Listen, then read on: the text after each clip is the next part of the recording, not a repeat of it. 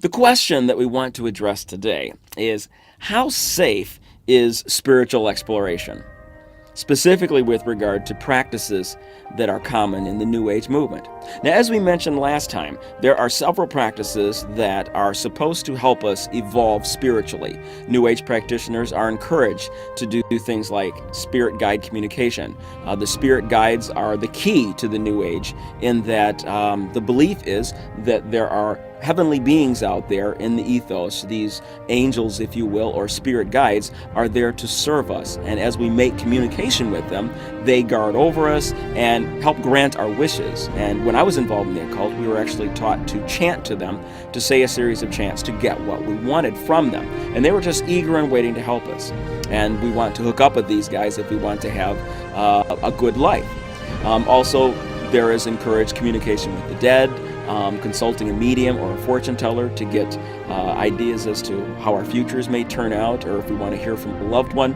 Astral projection, coming out of one's body.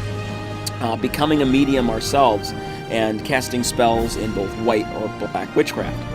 Now, what do these practices all have in common? They all involve exploration into the spiritual realm. And whenever you're talking about the spirit realm, or whenever you're discussing or exploring the realm which is beyond our senses, there's always going to be a measure of faith. But what kind of faith are we talking about here? Faith in what exactly? Faith in the worldview that is being presented to us by the opposing sides. And I mean opposing. There are two very opposing viewpoints on occult practice. And by occult, I'm talking about these particular New Age practices that I just mentioned. Now, on the one side, we have the New Age practitioners, which are saying, if you do these practices, if you say your chants correctly, if you do these, if you enact these steps to pop out of your body and to communicate with dead relatives and so forth, if you do these things, it will lead to a spiritually enriched life. You will have a fuller life on earth even. You will become a higher being. You will go to a higher place from where you are now. It's good, in other words. Now, on the other hand, we have another door that's also a faith door, because, again, we can't test it. And that's the Judeo-Christian perspective of the unseen world, which says behind that door, in that realm, there are dangers. And if you push certain buttons and do certain things, you could get yourself into some grave trouble. Regardless of which door you open, faith is going to be required. Why do you believe one side over the other? The spirit world, as I mentioned, cannot be experienced through taste, touch, sight, sound. It's outside of the normal range of our senses most of the time. It's like looking across a river and all you see are the ripples on the surface of the water. You don't know what's under there. So when you go diving into it, you're completely trusting that it's safe. You trust that it's water, for one thing, and not something like hydrochloric acid. And you're trusting that there's not something underneath the water that could do you harm. If you jump in the wrong body of water, you could get into some trouble. Once upon a time, there was a hungry zebra by the name of Zelda. Zelda Zebra. One day, Zelda found a new patch of grass far away from her herd on the other side of the pond. After she had greedily stuffed herself, she fell into a lazy mood and soon she took a long nap. Well, to get to the new grass, she had walked around the pond, but she decided that on the way back, she would simply swim across the pond since the hour was getting late. A little voice in her head said, "Don't!" But another voice said, "Why not? What's the worst that can happen? And a good swim will cool me off on such a hot day." So she jumped into the refreshing body of water and paddled away at a leisurely pace. "This is wonderful," she thought. "I feel ever so refreshed. I must come back and do it again tomorrow." As she reached the other side and prepared to pull herself out of the water, she noticed a tug on her left hind leg. Soon she discovered that she was no longer alone. She had picked up a hitchhiker who was hanging onto her body with his teeth. Then, to her shock and surprise, she found herself moving backwards, away from the shore, and out into deeper water. Hey, Mr. Crocodile," she said. I don't want to go into the deep water," she pleaded. Relax, Miss Zebra. There's nothing to worry about. I just want to serve you. You didn't stop at our gift shop and see our lovely collection of rocks and special seaweeds. Some of the herbs in those deep waters have special medicinal properties. They will make you feel ever so refreshed. But I don't wanna, she protested. Relax. Take me back to the shore, please. Relax, come on. We're all friends here. Every one of these waters is friendly. We just want to serve you, since you were so adventurous to come to our home. I'm scared now. Zelda, my dear, come on. What's the worst that can happen? And no one ever saw Zelda again. As you can see from the parable, Zelda trusted in the safety of the wrong body of water. She couldn't see below the surface of the water, so she jumped in and began swimming, oblivious to what was waiting there for her, and unfortunately there was a predator. Some rivers are like that. Not very good choices to go swimming. The unseen world is not completely safe. There are entities called demons, not just in Judeo-Christian thought, but in many cultures from around the globe. There are these entities that inhabit the spiritual realm that are not pleasant. Now, where did this come from? Was it all divine revelation? Maybe. Was it possible? Did it have something to do with people's experiences with psychedelic drugs and meeting these entities? That probably had something to do with it. Irregardless, we have multiple references to entities out there that don't like us, that are opposed to humanity. And if we engage them through certain behaviors, we may open doors that we didn't intend to and experience negative consequences, both spiritually and physically. The Bible implies that in the spiritual realm there are malevolent forces that are influencing humanity right now. Okay, how are they influencing us? Well, let's look at a few examples. This is from Luke chapter 4, talking about Jesus. I'm just going to read this real quick. Then Jesus, full of the Holy Spirit, left the Jordan River. He was led by the Spirit to go out into the wilderness, where the devil tempted him for 40 days. He ate nothing all that time and was very hungry. Then the devil said to him, "If you are the Son of God, change this stone into a loaf of bread." But Jesus told him, "No, the scriptures say people need more than bread for their life." So Jesus' intent was to continue this long fast for spiritual reasons, and Satan comes along and says, "Hey, you know what? Forget this fast. Make some bread for yourself." Now, why is that such a bad thing? I don't want to get into that. My point in bringing that up was not that. My point for bringing that up was, how did Satan talk to him?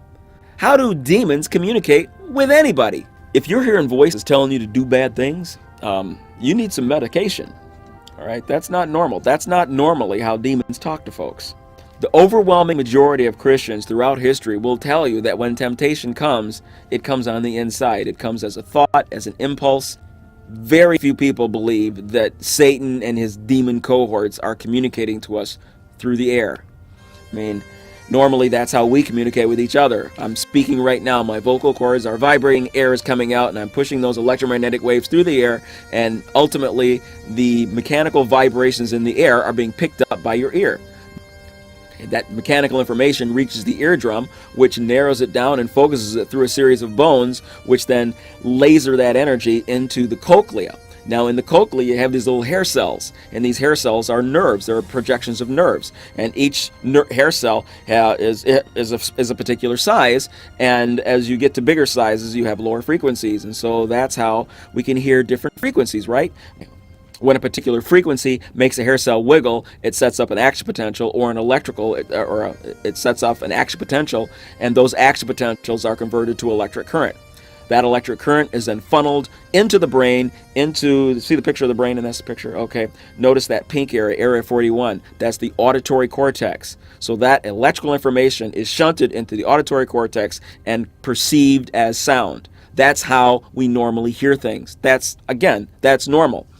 When people are tempted, it doesn't appear to come in through these normal mechanical means. The consensus is that it is spiritual. As we talked about earlier, we have the organic self, the biological brain, and then you have this spiritual self, this other self. Demonic influence, these malevolent entities, these intelligent, sentient beings communicate to us through thoughts directly into this aspect of our conscious called the soul or the spirit. That's where these suggestions come from. So they have the ability to speak to us, to offer suggestions, to tempt us. That is the spiritual realm that the Bible presents. All right, in this next slide, we see that they can do more than just tempt us. Sometimes, apparently, if we get involved in certain practices, a bigger door is opened and they can have more influence over us than just tempting us from the inside.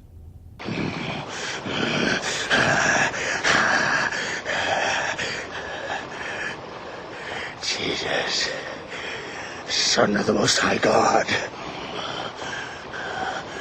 What do you want with me? I beg you, don't punish me. What is your name?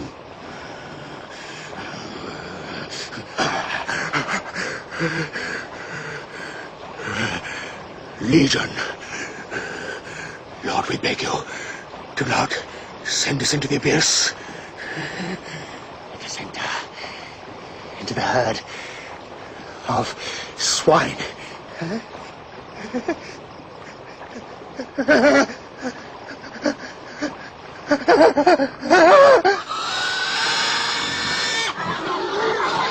Hey! Come back! Stop! Stop!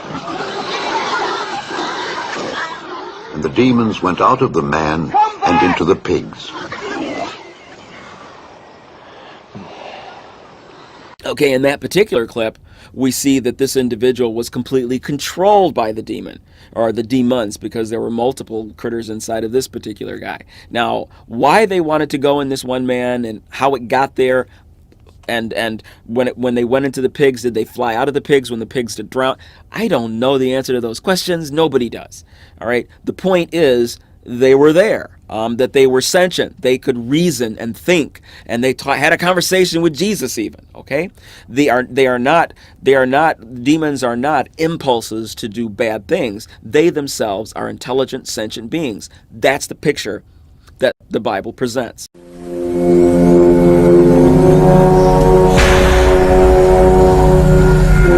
It's a simple act, but drinking makes Chipatsua uneasy.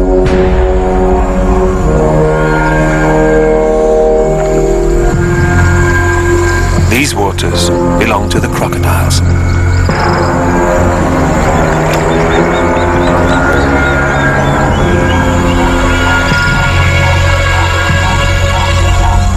The Luangwa attracts the world's largest concentration of crocodiles. With a bite 10 times stronger than a shark's, these are the jaws of death.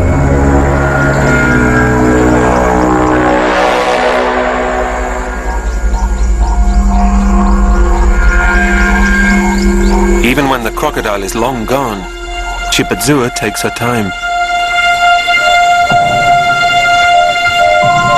The river is why she has no cubs. Crocodiles have killed her cubs 3 years in a row. Pride life has changed completely with this energetic duo around.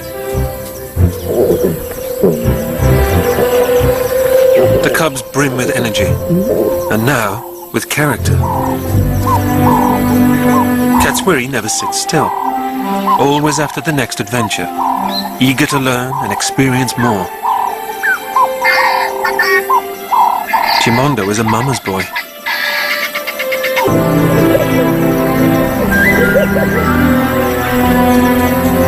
After years of failure, the cubs have given the whole family a sense of purpose. But long-time threats remain.